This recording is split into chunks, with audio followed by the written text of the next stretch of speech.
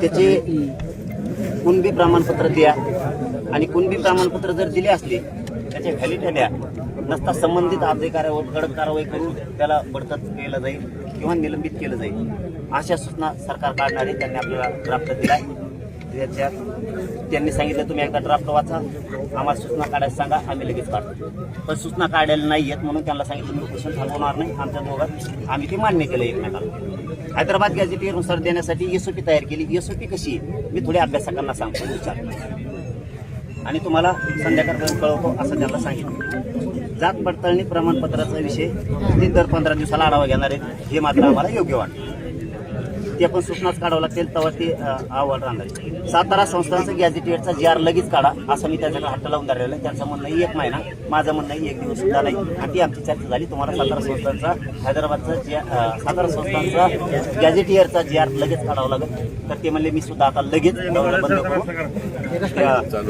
कालपासून त्यांनी बंद केलं ते इकडेच तर ते जाऊन बोलतो म्हणजे त्यांना मुख्यमंत्री बोलावं लागेल. ते बी सांगतो म्हणले करतो म्हणजे करतोच म्हणले. त्यांनी त्यांचा भाग पण मी थांबणार नाही हे त्यांचं. स्वातंत्र्य मराठा समाज सभी मंत्रालय 1 महिन्याचा वेळ मागितला. ही फक्त मुख्यमंत्र्यांनी घोषणा केली तर एका दिवसात सुद्धा 1 महिन्याची वेळाची त्याला गरज नाही अजिबात.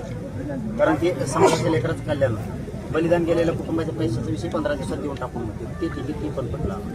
कुणबी प्रमाणपत्राच्या वितरित करण्याची कारवाई जर 8 दिवसाला आढावा घेऊन जिल्हाधिकारी कार्यालयाला हेल्पलाईन दिली ठीक आहे, ते पण चांगलं.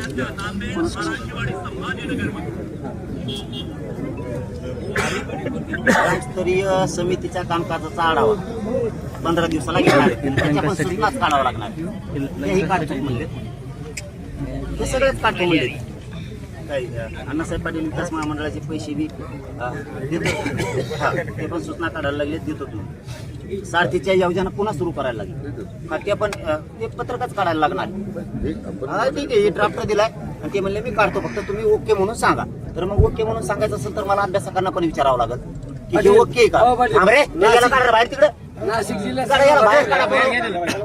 बाहेर परत पुढे येऊन देऊ नका त्याला. मला हे अभ्यासकांना विचारावं लागेल हे योग्य का. आणि त्यांचंही तेच म्हणणं आहे फक्त ओके म्हणा, आम्ही सूचना काढून टाकतो सगळ्या शासन स्तरावर आणि प्रशासन स्तरावर दोन्हीवर.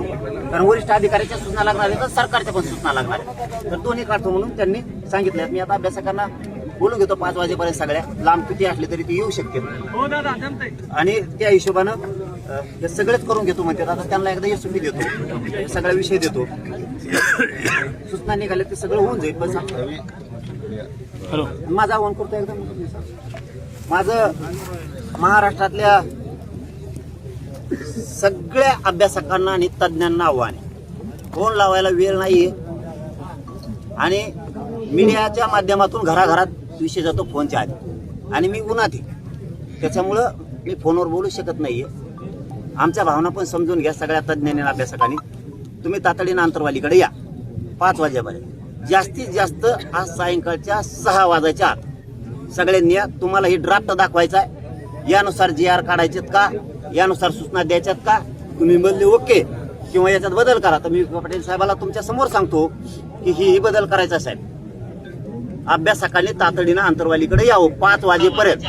धन्यवाद.